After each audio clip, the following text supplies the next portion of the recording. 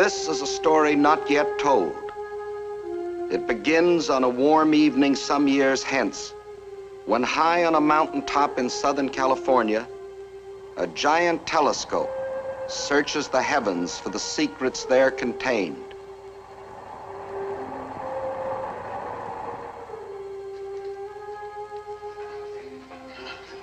You can't see it with the naked eye, but the micrometer shows it clearly. There's no question of the change in altitude. Dr. Russell. Hello, Chris. Hello, Miss. Linda. Hello, Doctor. Sorry to have kept you waiting. They certainly tuck you in up here. Wouldn't even let us into the viewing room. They've classified the sky top secret now. Lewis. Ask Felder to develop these as quickly as possible. Yes, sir.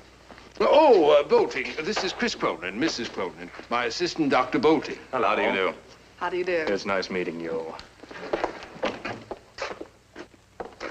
Well, I hope you don't mind my tagging along. Oh, not in the least. We're very happy to have you. May I take your coat? You know, I expected you to be older. You are the radio man. If you think of yourself as the guy with the spyglass. I really walked right into that. I didn't mean it quite as it sounded. But do you seriously believe that you've established contact with Mars? Well, you take pictures of it. Why shouldn't I talk to it? Bolting. Yes. There's no question they have diminished in size. There's no knowing what tonight's pictures may show. We may learn more about Mars in the next few minutes. So that's the baby in person. It's so clear, it's unbelievable. This is the first picture. We took it a week ago tonight. See, here are the indentations I told you about. They couldn't be plainer. And all going from north to south. What are they? Canals, what else? Traversing the entire planet. And these big shadows, here and here. Now you know how New York or Chicago would look if photographed from Mars. And look at those mountains at the pole. They must be as high as the Rockies. How do you tell they're mountains? There have to be. What else would throw such deep shadows? Dr. Mitchell, what puzzles me is that you've had the giant telescope for years. Why are you just getting these pictures now? Mars's journey around the sun is an elliptical curve. Let me show you.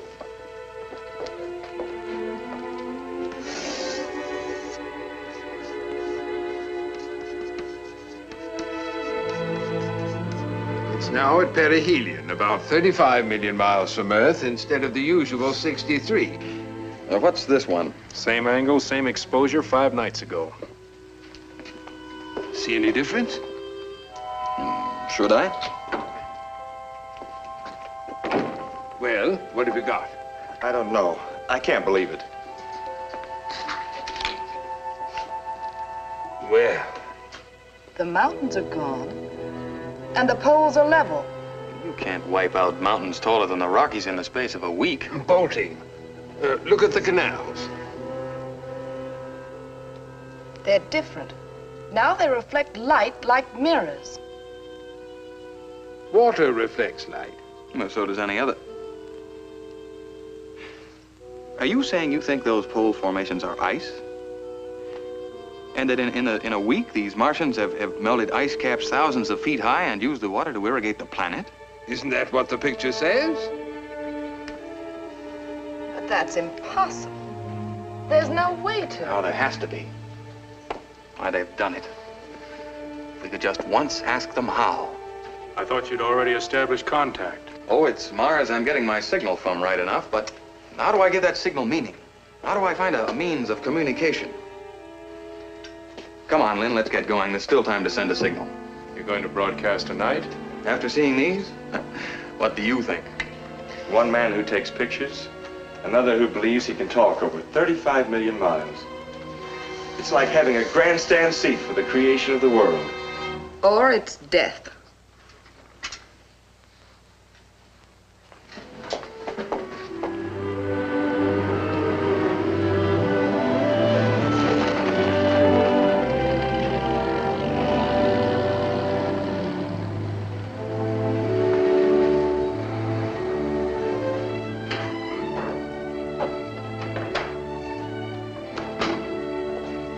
Where are you going, Lynn? I just want to have a look at the kids.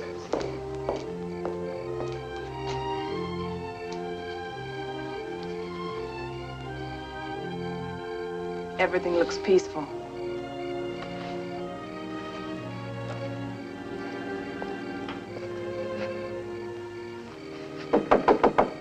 Hi, son. We'll be over at the lab. Don't stay up too late. Chris. Don't send a message tonight. What's got into you, Linda? Ever since you saw those pictures, you've Fear, been... Chris.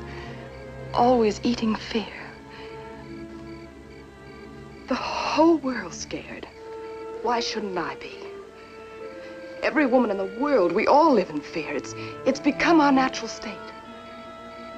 Fear our sons will have to fight another war, or fear they'll face worse. We've lived on the edge of a volcano all our lives. One day it has to boil over.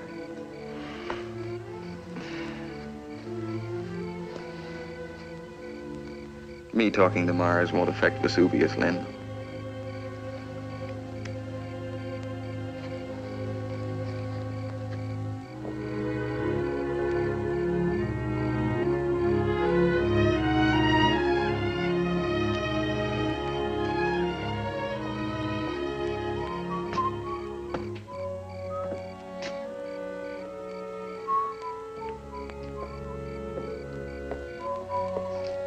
Chris,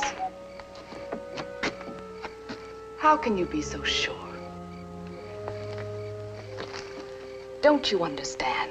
Science has made the volcano we're sitting on. Nobel invented dynamite to ease man's life. It's eased a good many into annihilation. Einstein split the atom to create energy. Is terror energy? Well, that's rubbish, Lynn. Scientifically, we've advanced further in the past 60 years than we have in the previous 2,000. Radio, television, automobile, airplane, atomic fission, jet propulsion. And now, well, you saw those pictures tonight, heard what Mitchell said? If we can once talk to Mars, we may be talking to brains as far ahead of ours as ours are ahead of monkeys. In one moment, we may be able to leap ahead another 2,000 years.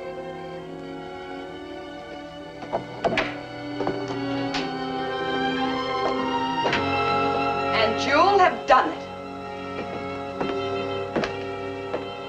You'll be the next to advance science. And maybe us. Right into oblivion! Linda. I'm sorry, Chris. But when I saw those pictures tonight, it all seemed too imminent. Well, sure it's imminent. It's what we worked for, isn't it? Why we built this lab, assembled the transmitter. It's why we've worked together all these years. They've been good years, Chris. Well, they've been great years.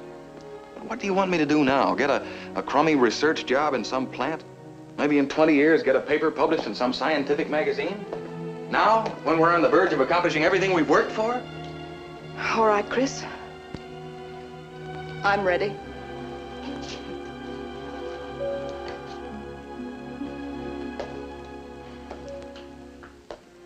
What do I say? That if I thought anything we're doing could boomerang against you or the kids, I'd blow up the whole works? You know that. But it can't hurt anyone. Whatever's been done, we've done together, Linda. Well, I don't believe harm can come from anything those hands have had a part in, that's all. All right, Chris. Let's go. Who am I to stand in the way of science?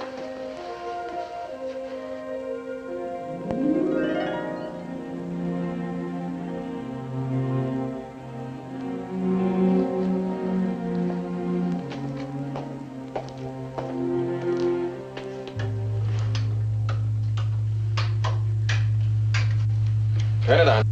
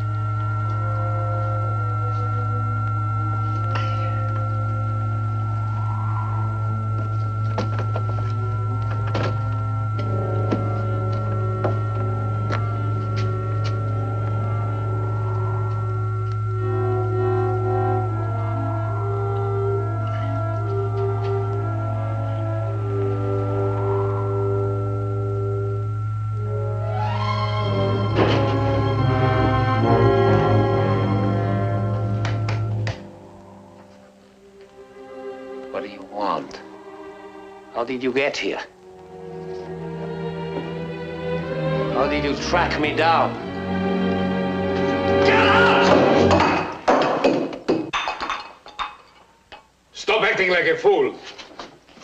Get out of here! I told you not to follow me.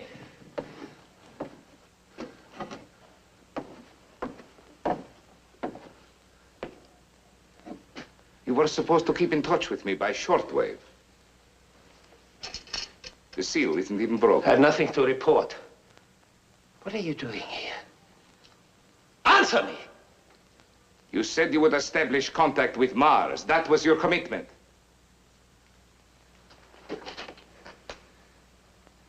I'm trying. We are not paying you to try, Mr. Calder. We expect results. And you might have had results if you had done as I asked. Conduct your experiments at our laboratories at Berezovo, where we could have supplied you with skilled assistance.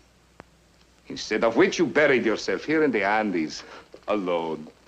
No one to assist you. You mean no one to watch over me? Thank you. I've had one taste of jail. I don't know why you complain. We extricated you, we helped you. We want scientists of your caliber, Mr. Calder. We treat them well when they serve us. Serve? Are you talking to me? I don't owe you anything. You owe us your freedom. It was the Americans who threw you into jail and our men who helped you to escape. Not to mention all this equipment which you have piled up. This was an investment. Now we demand an accounting. I'm not a bookkeeper. We don't make investments with no returns. You know our policy. Are you trying to frighten me? We had an agreement.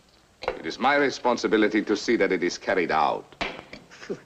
You're threatening me with extermination, huh? Is that the policy you refer to? You find the idea amusing? Highly. You won't harm me. You need me. Think they have humbled me, huh? Bringing me, Franz Calder, to this. Cringing, hiding. Just another rat in his hole. But all this won't last. The rat will come out, and then the world will listen. You want a report? I'll give you one.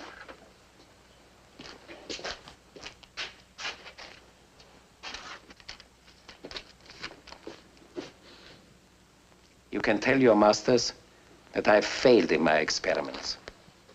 I've not been able to establish contact with Mars. Their money's been wasted. It is not a report they will appreciate. Still, they won't exterminate me. Of that, I wouldn't be too sure. Because you can also tell them that the Americans who stole my valve have succeeded. They have established contact with the Red Planet. Wait outside.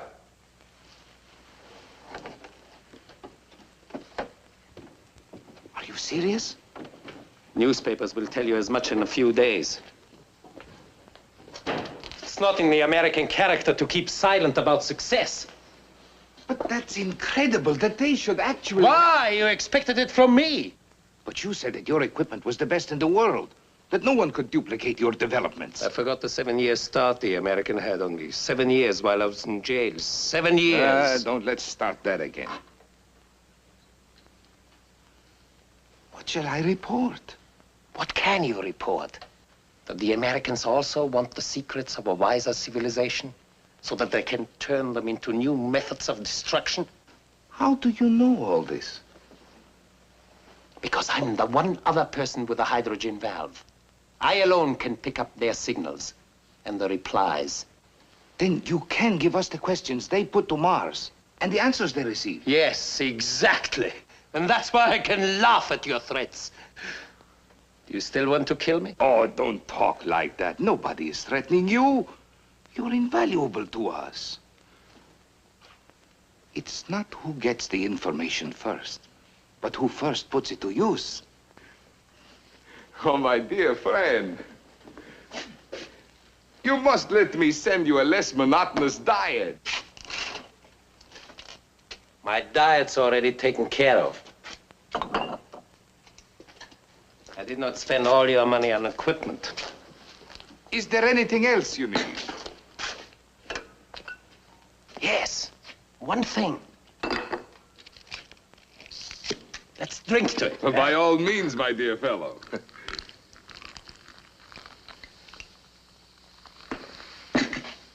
What is it? Your absence.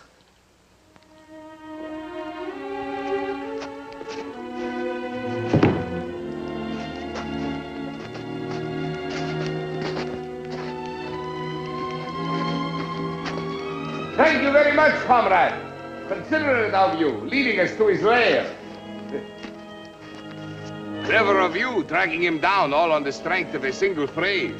He thought himself so clever with his, "You can find me only through finding Christ."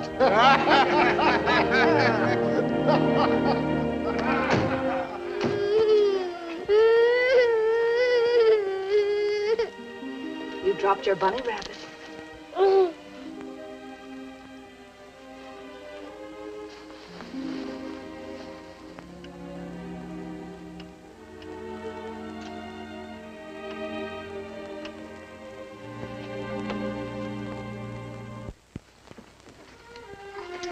What was that outburst? He woke up and couldn't find his rabbit.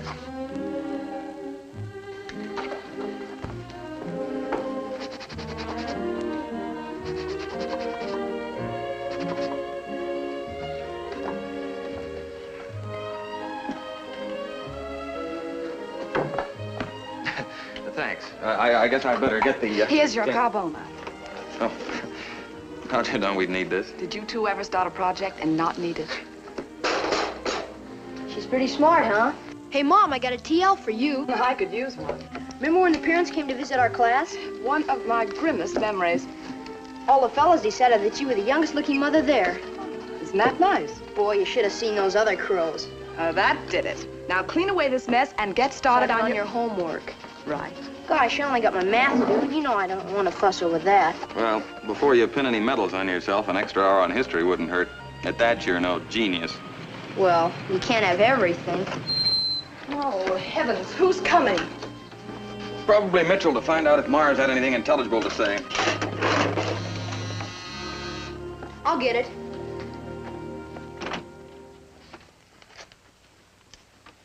Is Mr. Cronin in?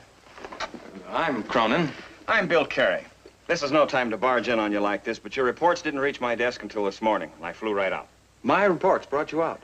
Oh, we grasp at any straw to get out of Washington for 24 hours. Please come in, Admiral. Thank you. I'm Linda Cronin. How do you do, Miss Cronin? Oh, forgive the mess, but all major mechanical projects seem to get started in the living room.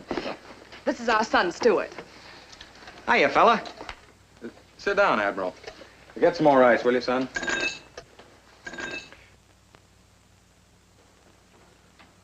Stuart, you will have a drink, won't you? Well, at this hour, I can't claim the sun's not over the yardarm. Are you the Admiral Carey who broke the Japanese code? My one claim to fame.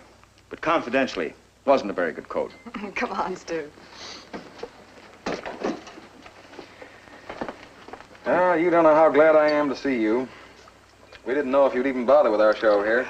Rose to it like a marlin. But what beats me, if you are getting messages from Mars, how have you kept it out of the papers? Well, we're not getting any messages. Not yet. Darn close to it if your reports stand up. Oh, if we ever do get messages, understandable ones, that is, they'll be given out. 4 years of Navy gave me my belly full of hush-hush. I can understand that. So far, all we're getting are repetitions of our own signals coming back at us. Now, these answers you get. Please sit down. These answers you get, couldn't they be your own signals bouncing off some object in outer space? Some other planet? Booming back at you? I'm no authority on electronics, but I am. No, this is no bounce back. As I told you, we transform sound into light. And the speed of light is 186,000 miles a second. So you divide the distance to Mars by the speed of light, and you get the length of time it takes our light waves to reach Mars. Double that, and you get the time it takes our messages to come back. Now, that could all be mechanical, But they don't come back in that exact number of minutes. It never takes less time, always more.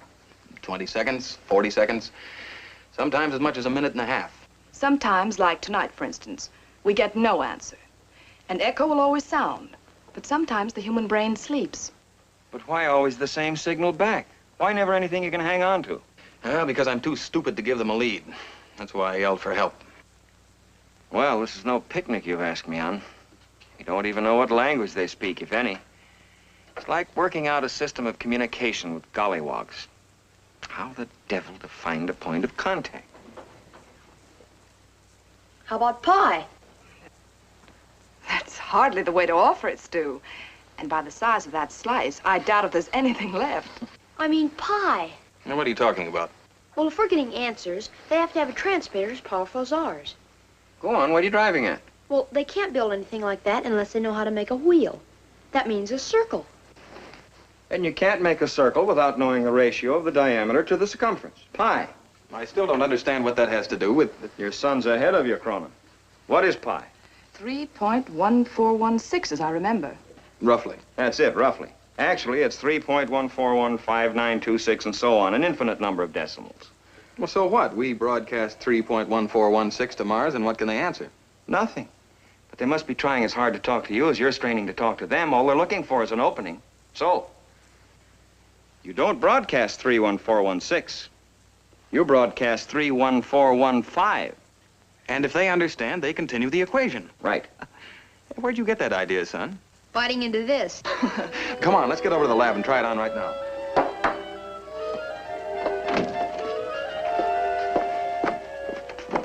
Aren't you coming? Oh, don't mind me. I'm just the babysitter around here. If this comes off, I'll wake you when we come in. What makes you think I'll be asleep? 3, 1, 4, 1, 5.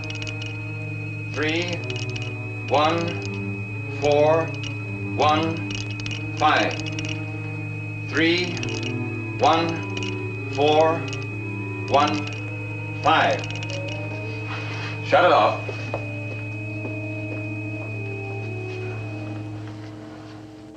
What do we do now? The blasted waiting's always the worst part. How long? 3 minutes, 8 seconds each way. 6 minutes, 16 seconds all told. Plus the time it takes them to answer, if they answer. You know, this is going to be the longest 6¼ minutes I ever spent. You light that pipe, Admiral, and if Chris's hydrogen doesn't blow you up, he will. Always the danger of a leak and no way of telling it. Hydrogen's odorless. I told you I was no authority on electronics. What's the hydrogen for? Well, the hydrogen sufficiently pressurized can be brought down to a temperature of about 451 degrees below zero. And nobody knows why, but sound waves can be picked up at that temperature that would be otherwise completely inaudible. And now certain minerals also have incredible acoustic properties. Quartz, for instance. That's what this valve is made of. And we warp it with a pressurized hydrogen. It gives us the energy for a power transmission 1,000 times greater than any sound transmitter ever conceived. There it is. The red planet Mars. For over 2,000 years, the symbol for war.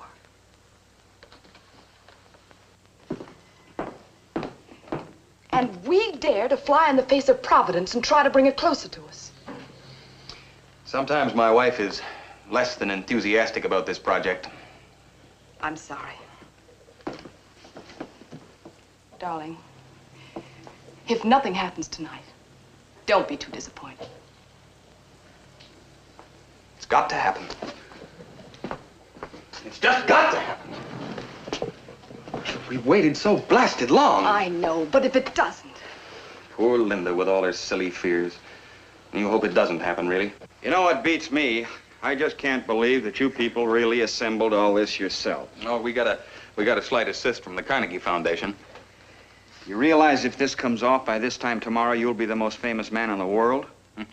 Funny, none of the credit's mine. Actually, it all belongs to a German scientist, a criminal, a brilliant criminal, with nothing but hate in his heart. What do you mean? Did you ever hear of Franz Calder? Calder? Calder? Do you remember the famous quotation, "The human being is the best guinea pig"? High voltage experiments on the human nervous system, the Nazi criminal. He invented the valve. I found the blueprints at Nuremberg. It's taken us all the years since then to build a transmitter capable of spanning the enormous distance. And we've been broadcasting for 8 months, first without success, and now... The last 3 weeks. We've been getting answers. Well, you're not going to give Calder any of the credit. Why not? It's his valve. The devil's entitled to his due. 2 minutes to go.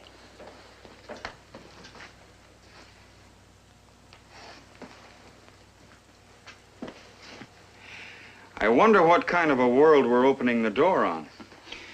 You'd wonder even more if you saw the pictures of Mars that we saw last night. Ice caps thousands of feet high, melted away in a few days. Oh, those people must use atomic power as we use water. If we had that power, why, the largest liner would cross the ocean on the energy contained in one lump of coal. Mm-hmm. Then what would happen to the people who own and work coal mines? Well, what happened to the people who owned or worked on canals when the railroad started? Still, Mr. Calder will have had his effect on the world. Wonder where he is now. Where are all good scientists we don't hear of? In Russia, I suppose. 10 seconds to go. Switch out the lights, will you, darling?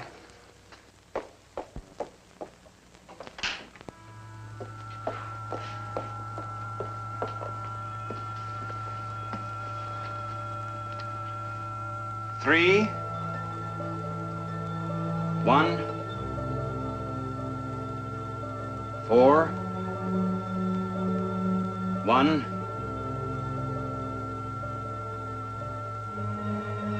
5, 3, 1, 4, 1, 5, 3, 1, 4, 1, 5. Our own signal back, the same blasted story. Chris, look! 9, 2.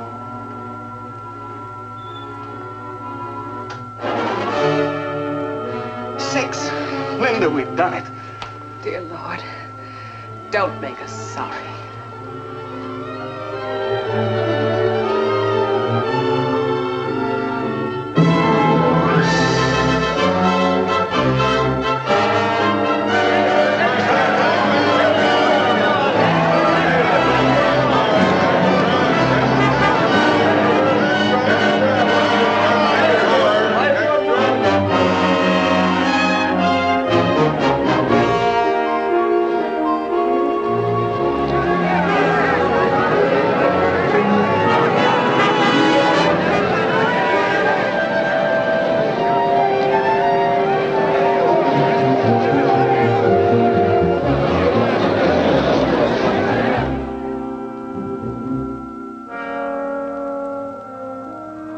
So far, Cronin is sticking to the establishment of mathematical and chemical formulas. Very ingenious.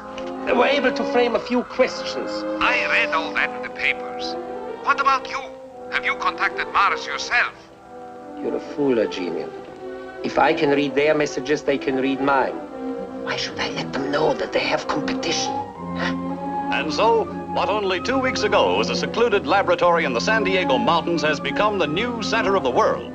Scientists, code experts, newsmen, all concentrated on only one thing, the first concrete word from Mars. Ladies and gentlemen, step right up closer. I want to introduce you to the keyhole of Mars. Now, I have the only authentic, genuine picture of the planet Mars. What a thrill.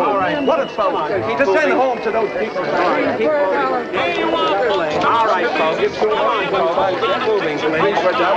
Come home, folks, to planet Mars. They're educational and constructive. And Hi, Doc. give them a rock. Hi, Mr. Cronin. Been to town? Yeah, just down to see how the press camp's coming along. They've got to put up 2 more buildings. Stewart wanted to see Admiral Carey and his staff at work. Hey, Doc, any names up there on Mars? Martian, however you say. Итак, всего неделю тому назад еще никому неизвестный молодой американский ученый по фамилии Христофор Кронин, живущий и работающий в своей лаборатории близ города Сан-Диего в Калифорнии, стал центром внимания всего цивилизованного мира.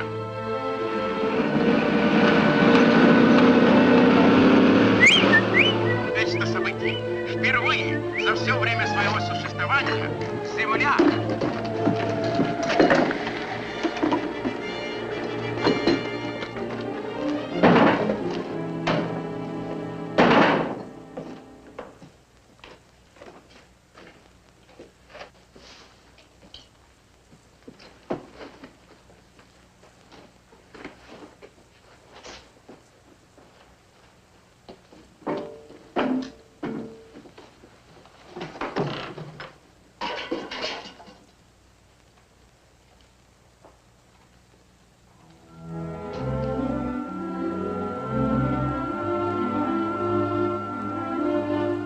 And so the weeks of preparatory work are over. Communication with Mars is now a reality. Tonight has brought us the first real information about life on that distant planet. They were asked the average lifespan on Mars. Their answer, 300 Earth years. That 300 years?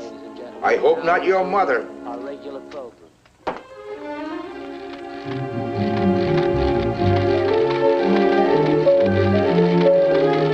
Pensions for 235 years. Who's got to pay them?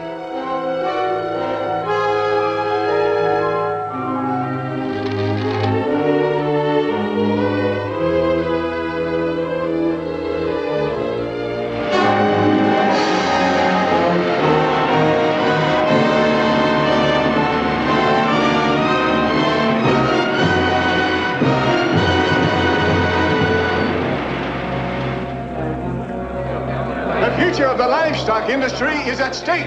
Is the government going to continue to support the price of potatoes? Just a minute. How about the price of wheat? The hysteria which has greeted the Martians' claims has become a national peril.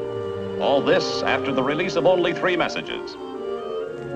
Ladies and gentlemen, I cannot too strongly stress the necessity for calmness.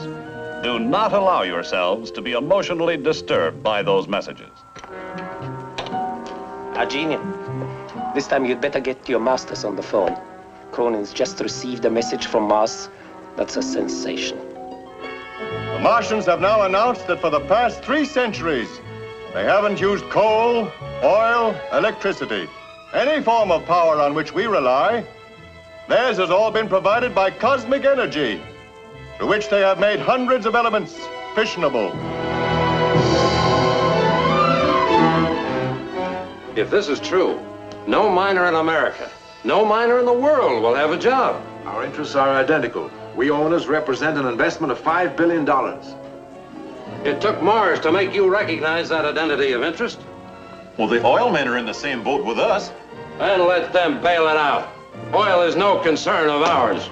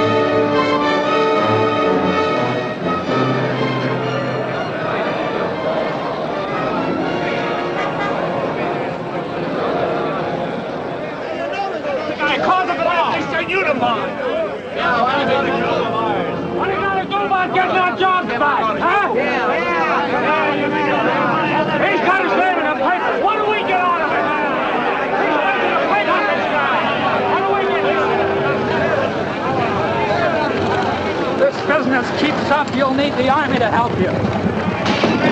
Quick, get going! That's right enough! Get out of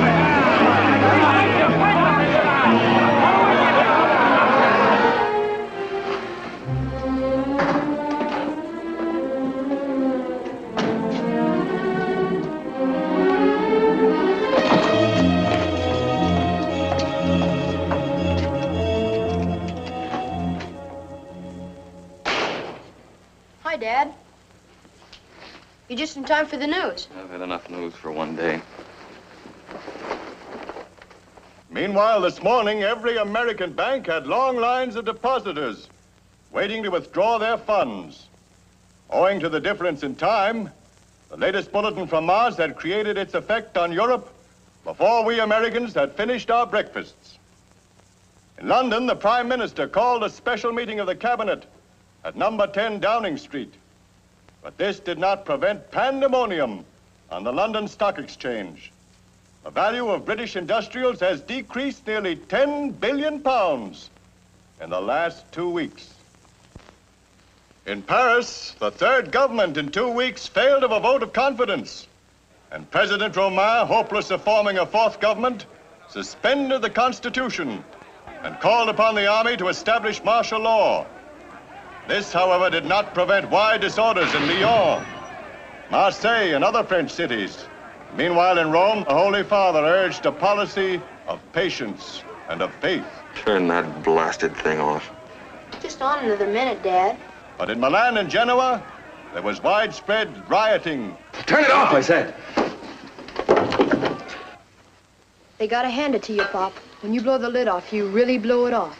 Well, that crowd out there's mad I enough. thought I told you to stay out of the street. I just wanted to take a look. Haven't you anything better to do than lollygag around where you haven't any business? It's enough work for you to do around here. Gosh, I did the whole lawn this afternoon. Yeah, and left the moor where everybody could stumble over it as usual. Trick or treat. Tricks or treat. What's he made up for?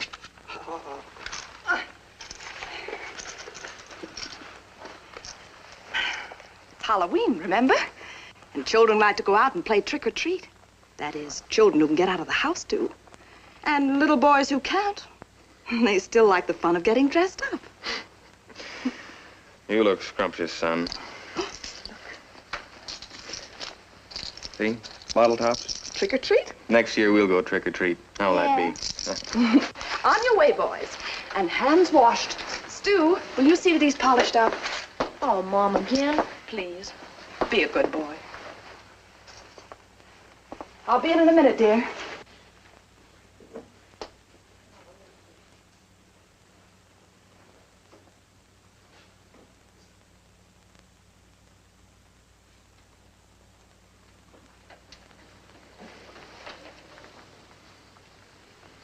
I'm sorry, Lynn. You don't have to take it out on the kids, Chris. Is that what I'm doing? I'm sorry.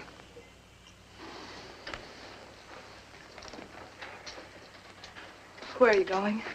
The lab. Gary's ordered some new gadget installed. Mom, come here quick. Roger's splashing water all over. Hurry.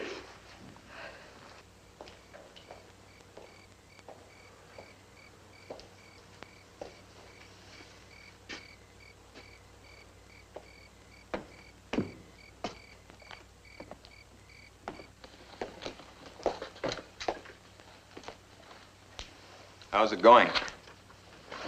Oh, evening, sir. Quite an installation you're getting here. What is it? That's the latest thing. We've only installed one other like it. That was in the Pentagon. It's an improvement on the cathode ray oscillograph. As soon as we get it wired up, then we're putting it outside in a cement vault. It'll take down your messages right off the transmitter. It records them on film. Go ahead, light it. Huh? Be interesting to see if the place really would blow up.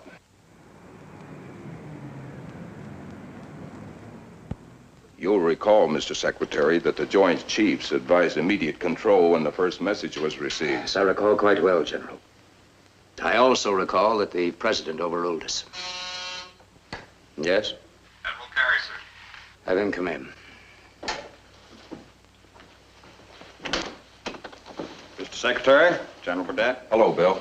Sit down, Carey, sit down. Have you decoded any other messages?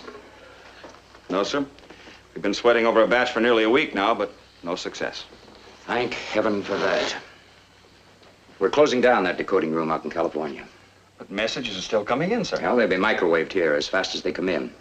And they're not getting outside this building. Your whole staff's coming back today. Nothing is to be released to the public. Nothing. You understand, gentlemen? Nothing.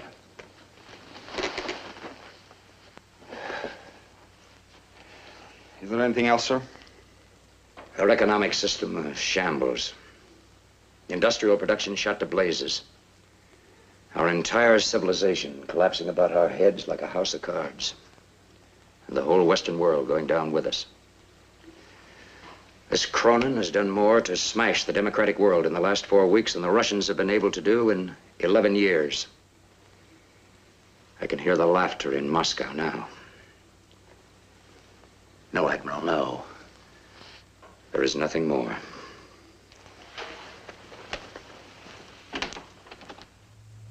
Calling 2BLM, calling 2BLM. 2BLM here, go ahead. Where's the genius? Where's the genius? You will call him on another wavelength. 9434 kilocycles. Broadcast band E. Use scrambler number 5. The call number is 9K-BLM. Your call will be relayed. He's waiting for you. Calling 9KBLM, calling 9KBLM. Товарищ дежурный, передайте товарищу Арджиньяну, что Кольдер его вызывает. Слушай.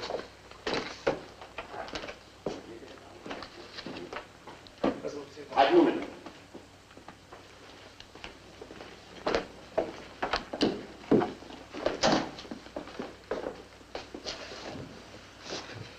Go ahead, Calder. This is Argenian.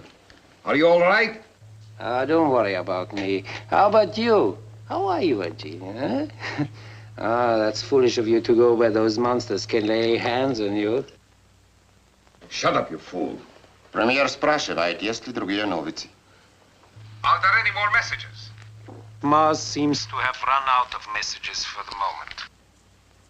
Чем интересуются американцы?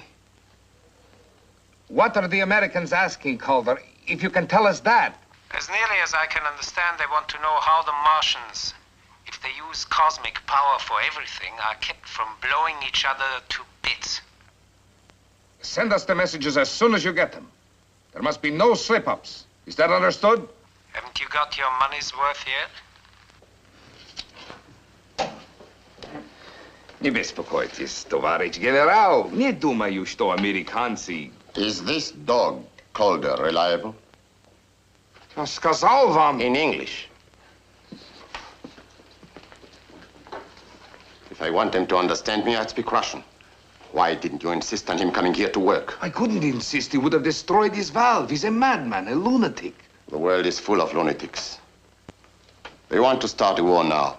Now, when there is no need. Stalin did not dare precipitate one because he could not defeat the free economy of the West. Now the economy is shattered. The strength of the Western world fades like a dream in the night. Their civilization perishes. Lenin dreamt of the world in his hands.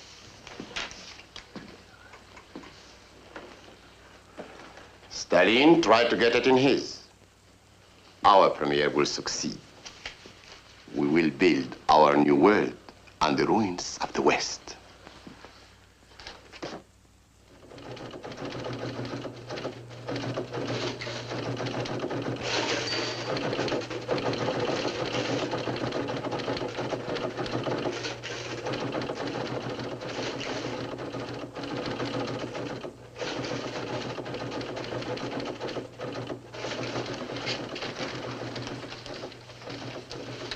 Dr. Stokes. Yes. Yours is identical with Robert's translation. It can't mean anything else. How do you explain it? I don't even try. All the other messages deal with such abstruse scientific data that we can't make any headway.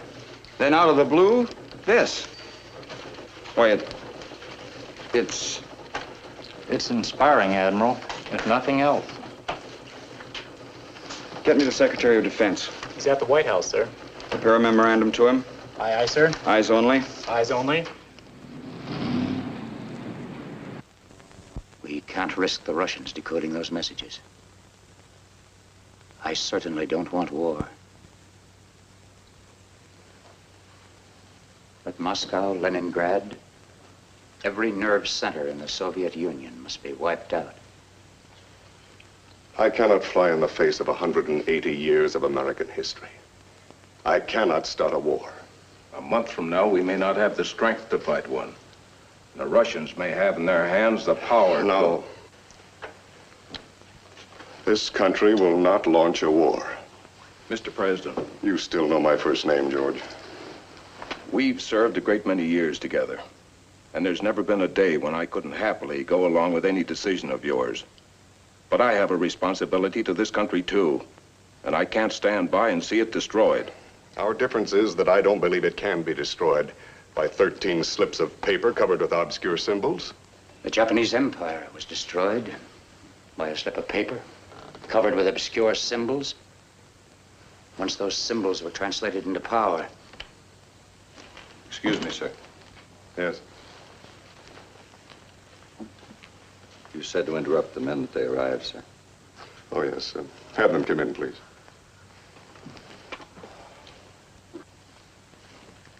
Won't you come in, please? How do you do, Mrs. Cronin? How do you do, Mr. President? Mr. Cronin? Mr. President. It was very good of you to come. I'm only sorry you didn't bring your boy with you. I wanted to meet the culprit who started this whole business.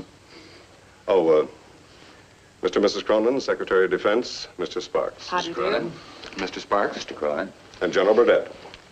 General Burdett. Hello. Won't you sit down, please?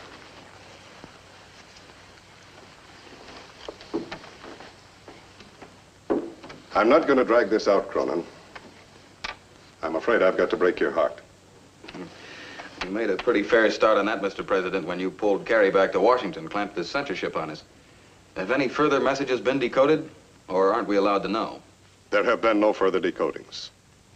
And now there will be no further messages to decode. You must shut down your transmitter. Shut it down? You're not serious. I've got to clamp the lid on this business. Stop these communications. Well, I suppose that lies within your power, Mr. President. You can declare a national emergency. I don't have to declare it. It's here, and not merely national. You've shattered the economy of the civilized world. I'm not interested in economics, Mr. Secretary. Who makes or who loses money doesn't seem as important to me as the chance to advance civilization 1,000 years in one jump. Our job isn't the advancement of civilization. It's to preserve the country handed down to us. If we believed that, every scientist from Franklin to Edison would have been suppressed. Gentlemen, gentlemen. I'm sorry, Mr. President. If you order it, sir, of course I'll have to shut my transmitter down. But I'll never do it of my own volition. Even though it threatens national security? Does it threaten national security to know that man can look forward to a longer lifespan? That he has at his disposal the power to eliminate 90% of the world's work? We've learned that from the 4 messages we've decoded. There are 13 others that we haven't translated. Plus the one we received today. So long as they're not decoded, they can't threaten anything. I said that we haven't translated. Kerry released the bulletin on cosmic power at 11:22 p.m. Pacific Coast time, the night of the 27th. The same bulletin was released in Moscow at 9:30 a.m. the morning of the 28th. Well, what of it? We broadcast everything on the Voice of America anyway. But there's an 11-hour differential between Moscow and San Diego, Cronin. 9:30 a.m. in Moscow is 52 minutes earlier than 11:22 the night before in San Diego. You mean the Russians are intercepting and decoding? Well, is any other explanation possible? Calder. Who? The man who invented the hydrogen valve. It's the very heart of the transmitter. Now you see how important it is to stop your communication with this other planet. I see now why they can't be stopped. What do you mean? If Calder can pick up our messages, he can also pick up messages of his own. We may stop, but he won't. And then our national security really is threatened. Yes. For the Secretary, Mr. President, eyes only.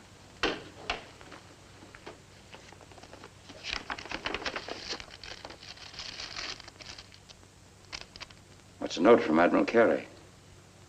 They've decoded another message, today's. Carey's outside now, Mr. President. Have him come in, please. Admiral Carey? Come in, Admiral, come in. You'll forgive me, Mr. President, but the Secretary left orders that no matter where he was... Have you got another message? Yes, we've got one. Oh, may I, sir? I think he's entitled to that.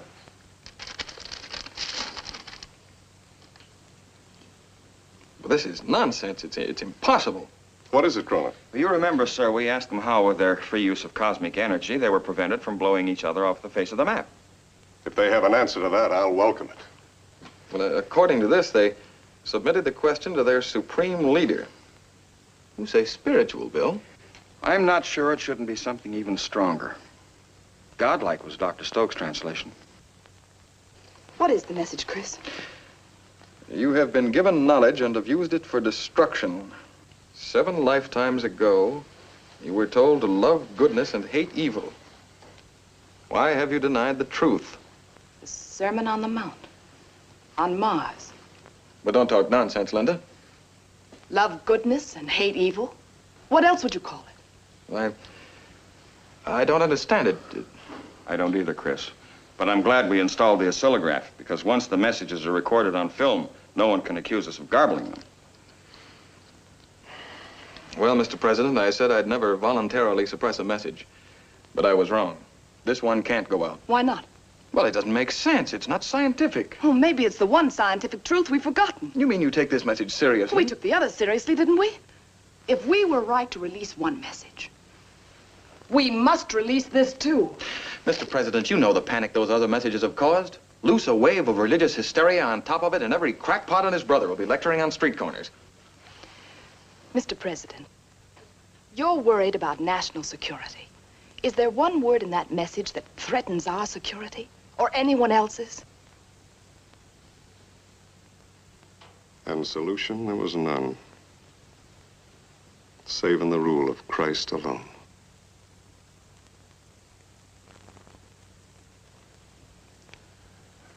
My father was very fond of Emerson. May I see that message, please? You're not going to release it? Your arguments in defense of scientific freedom have convinced me. Well, this time Cronin is right, Mr. President.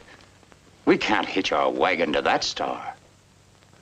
We've switched stars, Mr. Secretary. Now we're following the Star of Bethlehem. That message is to be broadcast all over the world, in all languages, exactly as decoded.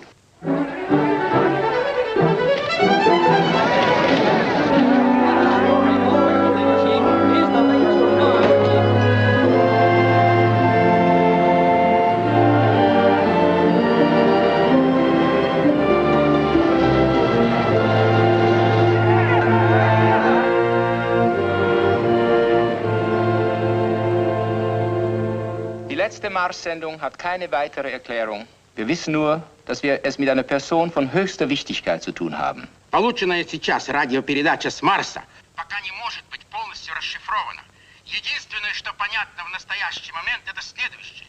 Исходит это сообщение от таинственного лица, которое марсиане называют высшее существо. Слушайте, что произнесло это лицо. Yes, yes, Calder, I heard you. But what does it mean? Why ask me? I'm an expert on electronics, not religious movements. Are there any other messages? Questions by the thousands. There are no answers. Are there any other messages? Questions by the thousands. There are no answers. Bother the questions. Let us know when they answer.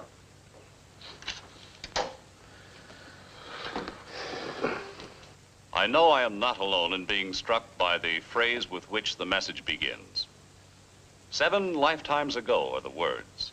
But we know that the Martian's life is 300 years. So 7 lifetimes is about 2,100 years. Or, as near as one could ask, to the era in which the carpenter of Nazareth went forth to preach his message. Is it only coincidence that the message he broadcast 2,000 years ago should again be broadcast from the Supreme Being on Mars? If so, then how explain that this authority should know what we on Earth were told 20 centuries ago? Or is it possible that the man of Nazareth and the man of Mars are the same? Get them curlers out of your hair. What for? We're going to church, that's what for. Do you feel all right? Now, look, don't argue with me. Get the curlers out of your hair and let's get dressed and get out of here. This ain't no time to take chances.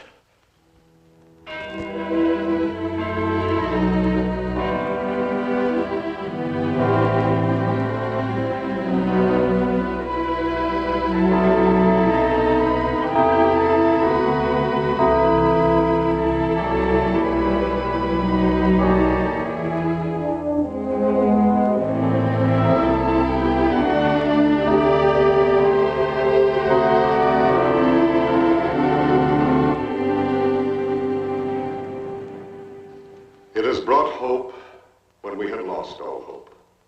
It has brought light into a world of darkness. All over the world, regardless of their religious beliefs, men have found a new faith by which to live. No, not a new faith, but an old one. Many of us had allowed ourselves to lose. A faith that is universal in men of all faiths. For while to us the words from Mars seem the very essence of the Christian doctrine, let us not forget that they are also the essence of all other religions. Christian, Mohammedan, Jewish, Buddhist. All are heeding the call to prayer, kneeling humbly in the search for divine guidance. I pray particularly that behind the Iron Curtain, where our eyes are not permitted to see, men will open their hearts to the message of peace and the promise that their rulers have so long denied. Today's message reads,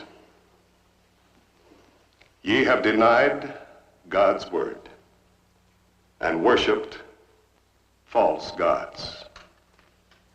Thy torment is the price of thine own sin."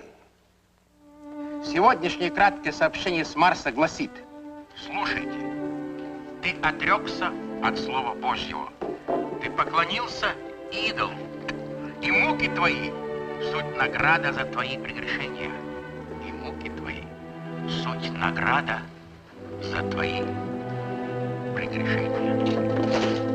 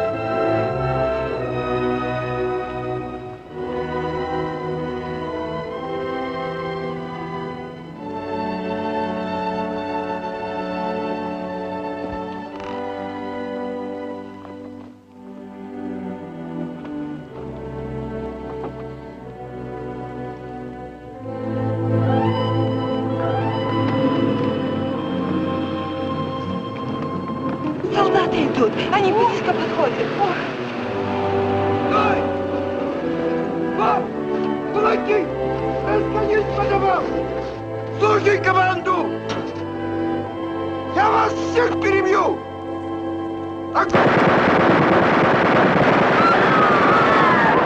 His messages are spreading all over the country. Poland, Romania, Bulgaria, and no one knows how. Villages that have never even seen the radio suddenly erupt. Have you heard the latest message? Is there another? The Americans released it an hour ago. Простите, товарищ генерал.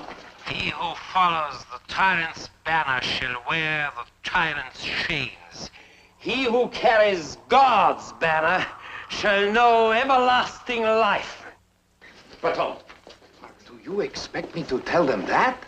What you tell them is no concern of mine.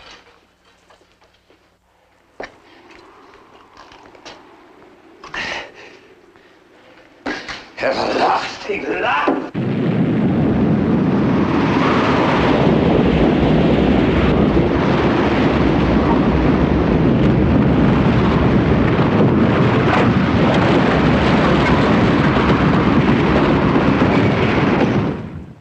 Calder. Are you there? Calder, are you there? Press knees. Come in, Calder.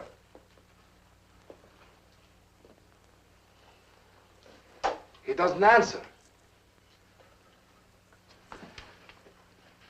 Comrade General, I would not suggest... Suggest what? These uprisings. Is it possible that... It is possible that another mass transplantation of population may be necessary. We have fostered a famine 30 years ago. We shall foster another. Let 20 or 30 millions of this sheep die, and see how long the religious faith lives. But if the messages continue... We have found a religious revival necessary to get them to fight the Germans. We will have another, and they will fight the West.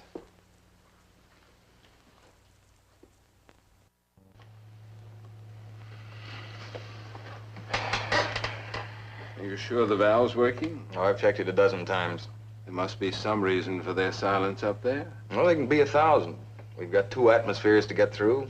Ours may be clear and theirs may be impenetrable, or maybe their transmitter's out of whack. Maybe the operator's got the measles, or maybe he's finished his allotted 300 years, or maybe... They've said everything they have to say.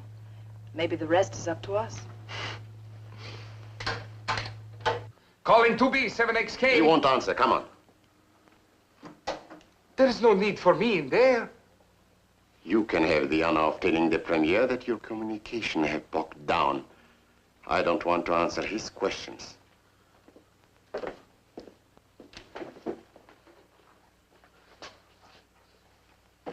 Нашли этого Калдера? Нет, контакта с Калдром. Это что же, господин Арджиния? Правда? Простите, товарищ премьер.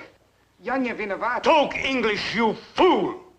Anything is preferable to that atrocious accent. I'm sorry, Comrade Premier. Perhaps if I tried again. Has the Patriarch arrived yet? Никак нет. Go to the airport.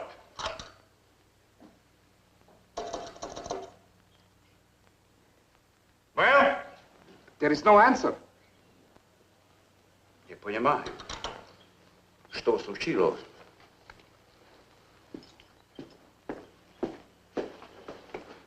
Comrade Premier, if I may suggest, the transmitter, we could contact the airport with it. Hurry! Продолжайте. До свидания. Никто не отвечает. Ну что же? We are trying.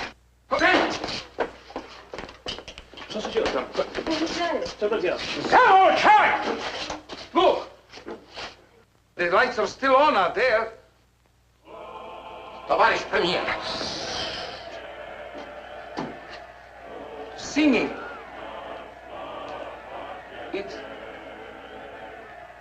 It was one of the favorite anthems of the cathedrals.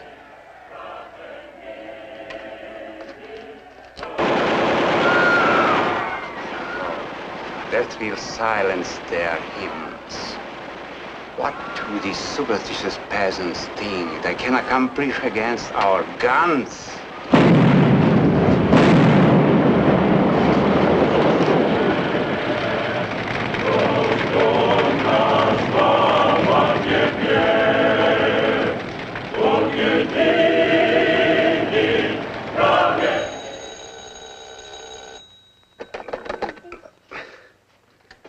Hello? Yes, Dr. Mitchell. No, she and Stewart went to town. Haven't got back yet. The baby had the sniffles and I... What? Are you serious? Well, yes, right away. What's that? Come on, son.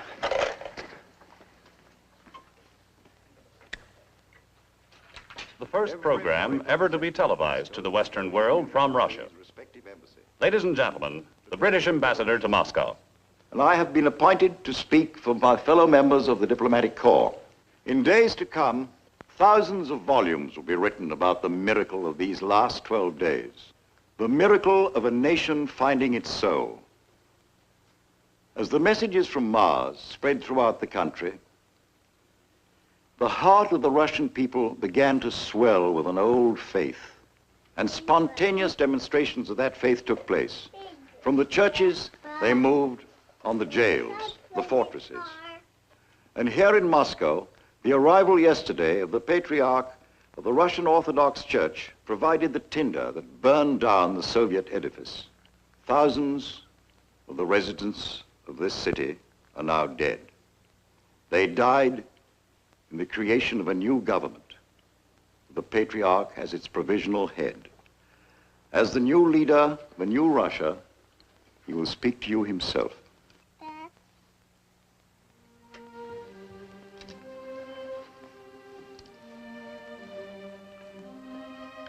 This morning, our armies in occupation of other lands have been recalled to our own soil. We have thrown off our chain of 40 years of bondage. We now free our neighbors of theirs. This is the first act of our new government. The second is the reopening of our churches so that our people might worship God in freedom and in accord with their own conscience. The bells of those churches now speak for us. They speak only what is in our hearts.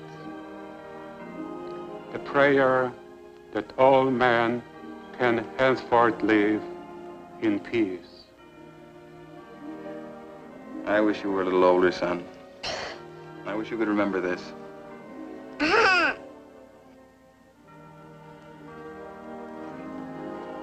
No, I have to go get.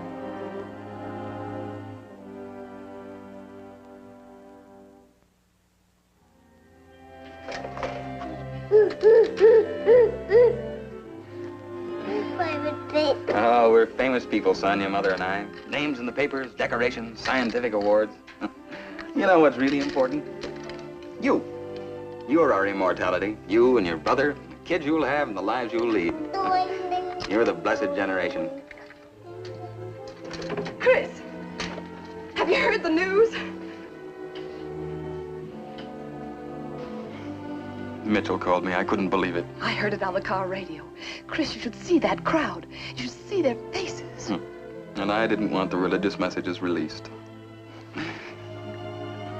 Dad, the Russians on the radio. Saffron cow.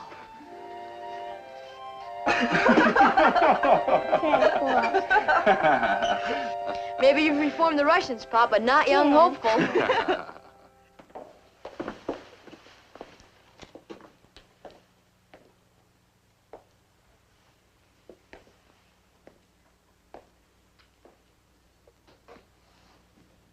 Lynn, Yes?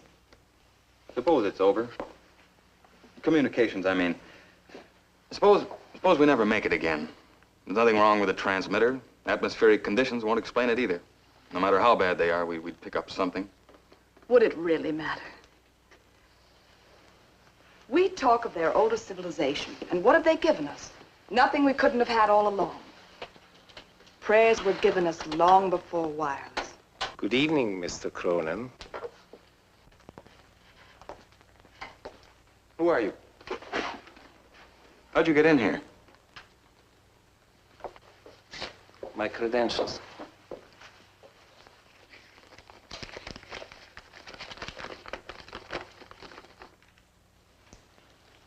The hydrogen valve. Uh-huh. The original specifications. Where did you get these? I drew them. Calder. Franz Calder. Where have you come from? This afternoon, you parked your station wagon in front of the post office. Didn't look in the back when you drove home. Neither did the guards that surround your place. This is the most stupendous joke I've ever heard. We thought you were in Russia, and here you were in this country all the time. Only since yesterday, Mr. Cronin.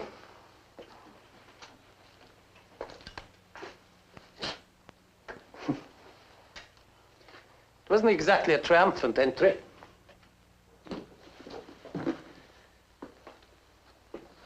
Mr. Cronin, did you ever have to crawl through the mud beneath a barbed wire fence? Hide like a hunted animal to avoid the border inspectors? In heaven's name, why?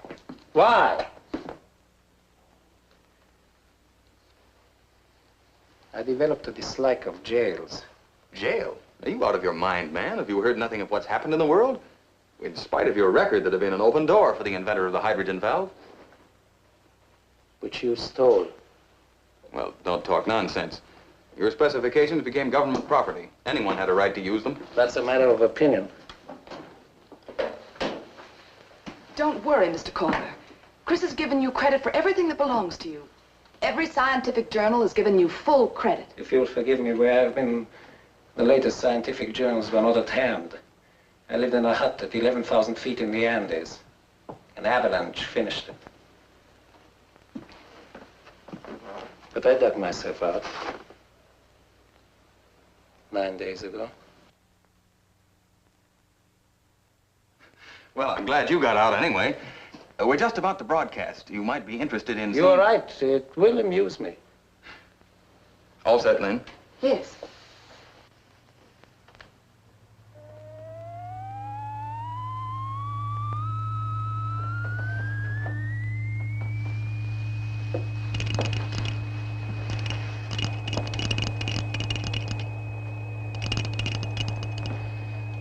It's a shame you didn't get a chance to carry on your work yourself.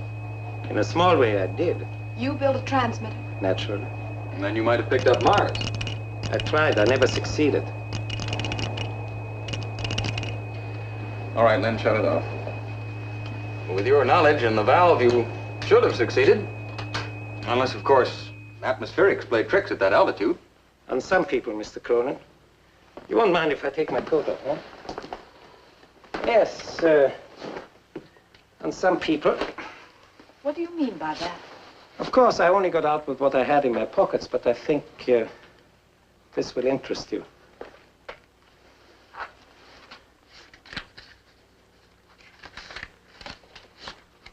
There are messages and the replies, all of them.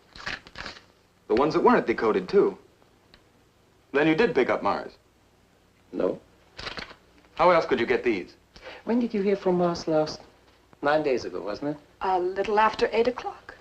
Now, you figure the difference in time. And you'll find it was about half an hour before my set was smashed. I don't believe it.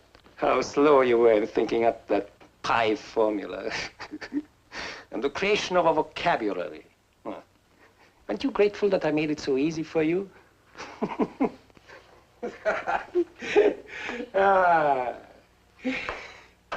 Here you were, the whole mobilized science of the world behind you. And there was I, alone, giving you answers. You sent the messages. The whole thing was a fraud. That credit I will share with you. Why? What were you after? Shall we say, amusement?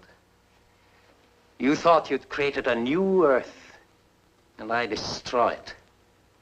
A new heaven, and that I shall destroy. Once my story is told. You can't do it! You can see the possibilities for entertainment, huh? Listen to me, Mr. Calder. I've 2 children over there in that house, and I'm just one of millions. Millions of women that for the first time know their children are secure. You can't destroy that! Paradise lost, Mrs. Cronin. Paradise lost. That's my present to the world. He's lying, Linda. Those messages were from Mars. They came from outside the atmosphere. You take me for an amateur, huh? I shot my signals up to hit the heaviside layer. They deflected down at any angle. Naturally, they seem to come from outside the atmosphere. No. Once I detected your signals, the rest was easy. I could accomplish much more, making you believe I was Mars, than ever getting Mars myself. Chris. What is it? He did not send the religious messages. Of course I didn't. You know that. What do you mean? Here are his messages, the very first few as we received them. But when we asked how they've kept themselves from blowing each other to bits, his answer was, one tribe must hold the power. It had nothing to do with the Sermon on the Mount. It was the prophet talking to us. The prophet? Clever of you to create him. You played right into my hands. I smashed your economic system with a power panic. But that still left my friends in Moscow. I had to smash them too. From my hut, I could see the statue of Christ. I never thought of using him against them. Thank you for that idea. They must have been desperate. Who? Kerry, Sparks, all of them. They must have done this in Washington. Darling, you were there. You spoke with Sparks and the president. Did you think they were play acting? I don't know. Who did it is immaterial. When I saw the effect on Moscow, I knew you'd created my weapon for me. That's why I let you raise the world up with all that muck right up to the sky, so I can dash it down to hell when I tell my story. You can't do it, Calder. Who's to stop me? God? He had his chance 9 days ago. If I hadn't dug myself out, you'd have gotten away with your fraud. It was no fraud. You'd have won. It was no fraud. You don't expect me to believe those messages were not faked. We expect you to believe the truth, just the way the rest of the world believes, just the way we believe. But here is my proof. There have been no messages since my transmitter was shattered. How will you explain that to the world, Mr. Cronin? Sermon on the Mount. Peace on earth. No, Mrs. Cronin. You are not dealing with a superstitious peasant.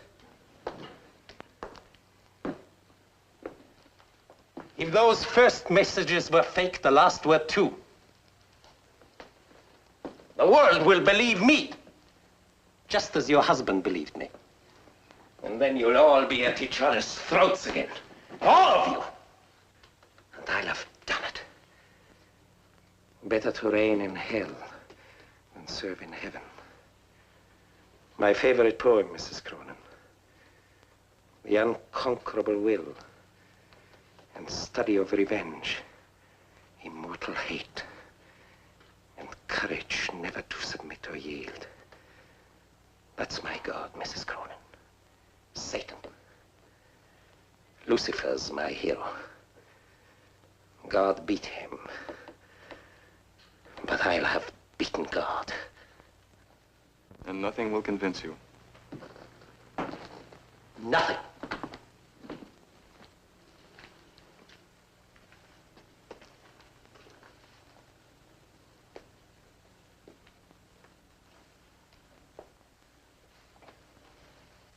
It's 8:26 according to your clock. I sent a telegram in your name inviting the press to be here at 8:30.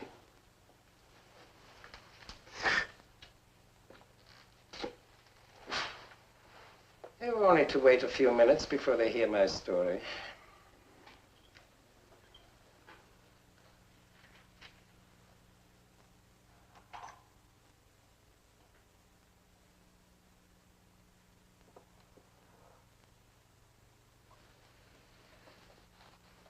Why didn't you tell it right away?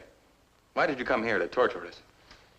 Suppose someone had stolen the fruits of your genius, wouldn't you want to see them humbled in the dust? Perhaps. It doesn't matter. Linda, you go back to the house. Do you remember what you said to me the night of the first message? Nothing I was connected with could produce evil. It won't, Chris. We'll finish it together.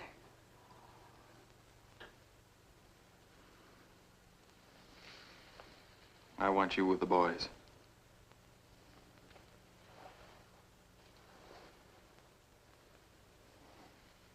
It'll only take a minute. Is that what you really want? I love you, darling.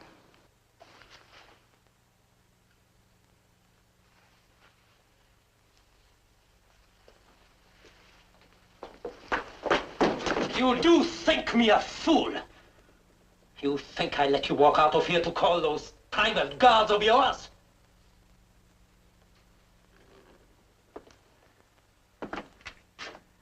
What's the matter, man? Cheer up. The reporters will be here in a few minutes. You like publicity, don't you? 2 minutes before they get here.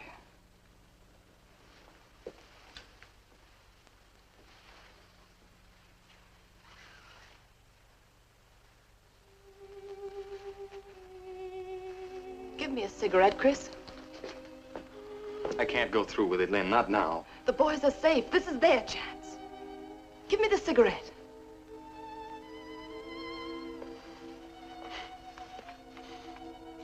Funny. In all the years, I've never seen you smoke. You're not going to smoke in here. God gave us free will, Mr. Calder. It's what distinguishes us from the animals. We can choose between good and evil. But if we choose evil now, that's the end of the human story. I can't let you do it. Stay where you are! It's a simple problem, isn't it, Mr. Calder? To let you tell your story and risk setting mankind at each other's throats again. Or to see that you keep silent and save mankind. Val! Give me a light. Don't! Don't! The room's alive with hydrogen. A spark now would... Stop! Stop! You wouldn't kill your wife? Chris, look.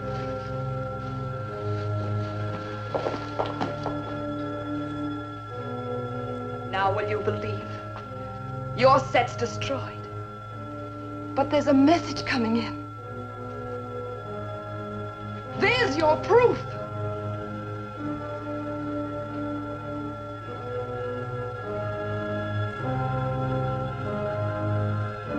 No, not now.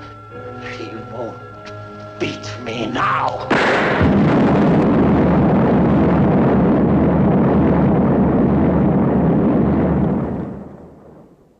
We do not know and never shall what caused the destruction of that laboratory in California.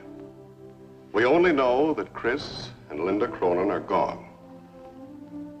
And that in our time there will be no more messages from Mars. For God, in his infinite wisdom, has decreed that the revelations which came through them, his servants, were sufficient to fulfill his purpose. At the very moment when they were snatched up in that chariot of fire into the bosom of truth everlasting, a final message was being received. Only the first few words of that message were recorded before the explosion cut it short. Those words were, "Ye have done well, my good." The rest is silence. Silence. No. No, for as I speak, the bells of 1,000,000 churches in every far corner of the earth ring out in salutation to the earth's new day of hope. The voices of the joyful rise in 1,000 hymns. Hymns not of grief, but of thanksgiving. And mankind, kneeling in gratitude for its redemption, prays for the spirit of this man and this woman.